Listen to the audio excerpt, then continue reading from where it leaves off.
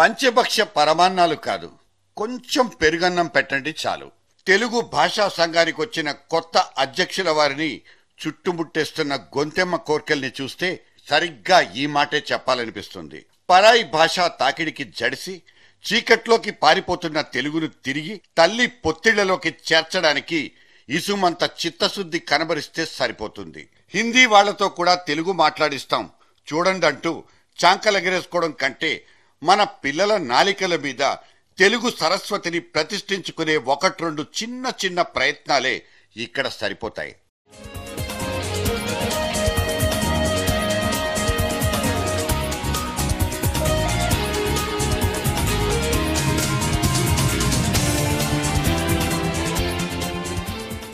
అమ్మా హోటళ్లు, అన్వర్ మార్కెట్లు ఇక నుంచి మనందరికీ అర్థమయ్యేలా అచ్చ తెలుగులోనే మనకు ఆహ్వానాలు పలికేస్తాయి. రాని భాషల్లో రాసిన రాతలన్నీ తుడిచిపెట్టుకుపోతాయి. దుకాణాల ముందు వేళ్లాడే బోర్డుల్లో ఇక నుంచి తెలుగు అక్షరాలు వెలిగిపోవాల్సిందేనంటూ మండలి వారిచ్చిన తాకీదులు తెలుగు భాష బతుకును కోరుకునే వాళ్ళందరి మనసుల్ని ఆనందంతో కేరింతలు కొట్టిస్తున్నాయి.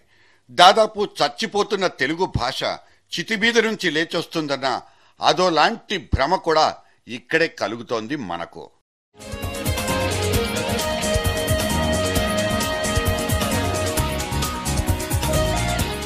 ప్రపంచ తెలుగు మహాసభలంటూ తిరుపతిలో అతి త్వరలో జరగబోయే ఒక అట్టహాసం గురించి మనం పేపర్లలో చదువుకుంటున్నాం. కోట్లకు కోట్లు కుమ్మరించుకుని తెలుగు భాషకు లేని నగిశీలు తొడుక్కునే సదరు మహాకార్యపు అసలు ఉద్దేశాలేంటో ఇదమిద్దంగా అర్థం కావు. తెలుగు భాషను ఉద్ధరించిన ఘనాపాటిల్ని పైకి పిలిచి ఆకాశానికి ఎత్తేయడం, చేతులకు గండెపెండేరాలు తొడగడం లాంటి ఆహా ఓహో పనులతోనే సదరు ప్రపంచ మహాసభలు ముగిసిపోతాయి. అంతే తప్ప తెలుగు రాష్ట్ర జనాభాలో తెలుగు మాట్లాడే జనాభా నానాటికి కరిగిపోతుంటే దానికి జరగాల్సిన చికిత్స గురించి నికార్సైన ఆలోచన సర్కారీ ఎజెండాలో ఉన్నట్టా లేనట్టా?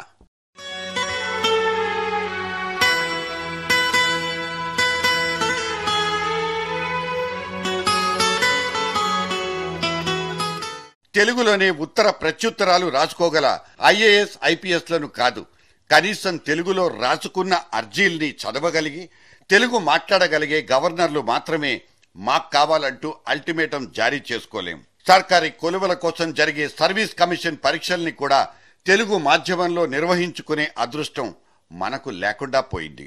అంతంత గొప్పగా ఆశించుకోవడం ఖచ్చితంగా అత్యాశే అవుతుంది. కనీసం తెలుగు భాషను మాట్లాడడానికి అనుగుణంగా మన నాలికలకు కష్టం కలగని రీతుల్లో తీర్చిదిద్దుకోవాలన్న ధ్యాస ఉన్నా అదే చాలంటున్నారు కొందరు భాషాభిమానులు.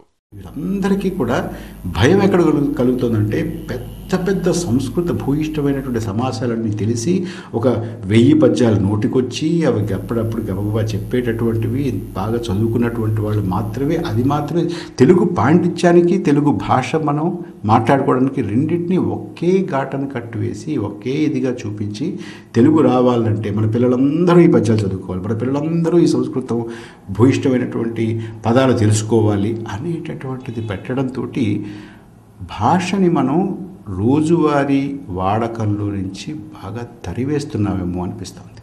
తెలుగు పదాల్ని సృష్టించుకునే అత్యుత్సాహంలో పడి ఉన్న పదాల్ని మర్చిపోతున్న దైన్యం కూడా మనదేనన్నది వీళ్ల అభ్యంతరం. కూడికలు తీసివేతలనబడే సరళ పదాల్ని పక్కకు పెట్టి సంకలనం వ్యవకలనం అంటూ సంస్కృత పదాల్ని అద్దెకు తెచ్చుకోవడం భాషా మూర్ఖత్వం కాక ఇంకేమవుతుంది? తెలుగంటే భయపడి పారిపోయే విధంగా చేస్తున్న ఇవాల్టి భాషోద్యమం భాష పట్ల వెర్రిని, వెగటును, వెటకారాన్ని కూడా పుట్టిస్తోంది. సంస్కృతాలు చాలా ఎక్కువగా వాడేస్తున్నాం పదాలు. అంటే మనకి లేకపోతే ఆ పదం వాడచ్చు. చక్కగా తెలుగులో చెప్పుకునేటటువంటి అవకాశం మనకుంది. మన భాష అన్ని రకాలైనటువంటి మాటలు ఉన్నాయి.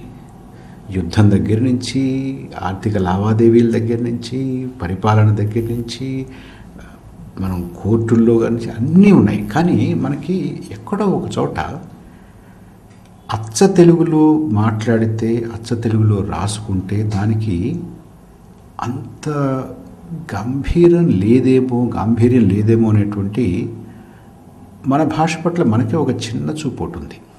తెలుగు భాష నెత్తిన ప్రాచీన భాష పేరుతో మొన్ననే ఒక కొత్త కిరీటాన్ని పెట్టుకున్నాం.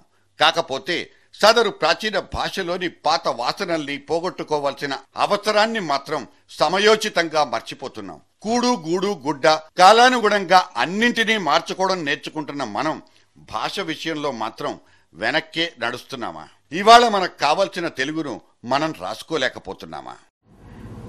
పదాలన్నీ కూడా సంస్కృతంలోనూ ఉన్నట్టుగా మాట్లాడుకోవడం తెలుగు, లేదనంటే ఇంగ్లీష్లో మాట్లాడుకోవడం. అది పత్రికల్లో కూడా అదే భాష మనం చూస్తున్నాం. హిందీ వాళ్ళు చూద్దాం కాసేపు. హిందీ వాళ్ళు కాలమ్నిస్ట్ అనేటువంటి మాట ఏం చేయాలి అని అనుకుని స్తంభకార్ అన్నారు. స్తంభం, కాలం స్తంభం, స్తంభకార్ అంటే ఆ మాటని మనం కల్పించుకుని ఆ మాటని వాడుకుని దాని ప్రాచుర్యంలో పెట్టేసుకున్నాం అనుకోండి, మనం ఒప్పేసుకున్నట్టే. మనం ఒప్పేసుకుని మనం మాట్లాడుకుంటూ ఉంటే అది సామాన్యంగా మన భాషలో కలిసిపోతుంది. అలా కాకుండా ముందే మనం అటువంటి భాష మనం వాడలేమేమో, అటువంటి మాట మనం చెప్పుకోలేమేమో, దీన్ని ఇంగ్లీష్లోనే పెట్టేసుకుందామేమో అని అనుకుంటే దాన్ని మనం ఏం చేసుకోలేము. అంటే మన భాష పెంపొందదు. ఇక తెలుగు మీడియం మీద మనకున్న చిన్న చూపును ఓ చూపు చూడాల్సిందే, తప్పదు. ఆంగ్ల మాధ్యమంలో చదివిన వాళ్లకు బహుచక్కని ఇంగ్లీష్ వస్తుందన్న ఆనవాళ్లు కూడా ఎక్కడా లేవు. చిన్నప్పుడు ఇంగ్లీష్ మీడియం చదివి పెద్దయిన తర్వాత కుయ్యో మరో అని ఏడ్చుకునే వాళ్ళు మన మధ్యనే ఉంటారు. ఆంగ్ల భాష కృత్రిమమైనది, అమ్మ భాషే ఆయువు పట్టు అన్న జిజ్ఞాస కలగనంత వరకు తెలుగు జాతి భాషా దారిద్ర్యంతో భ్రష్టు పట్టిపోవడం ఖాయం.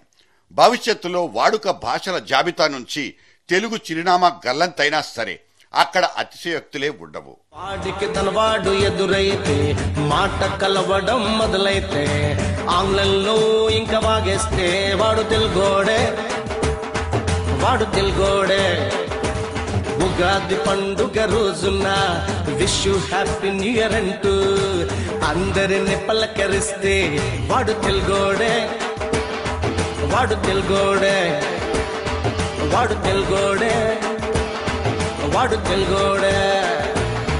అరటాకు ముందు పరిచి తెలుగు భోజనం వడ్డిస్తే స్పూను నైఫ్ ఫోర్క్ వాడిస్తే వాడు తెలుగోడే.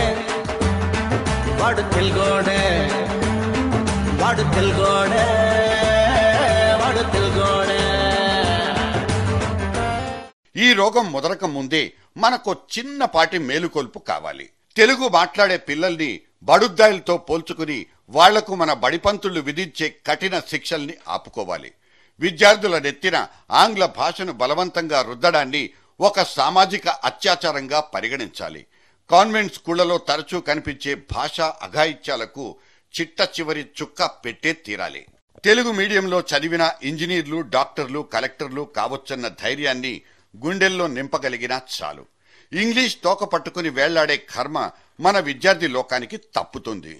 కంప్యూటర్ కోర్సుల్ని తెలుగీకరించడం, వాటిని తెలుగు మాధ్యమంలో చదివించడం లాంటివన్నీ ఇప్పటికిప్పుడు జరిగే పనులు కాకపోయినా ఈ దిశగా తొలి అడుగు పడాల్సిన అవసరమైతే ఖచ్చితంగా ఉంది.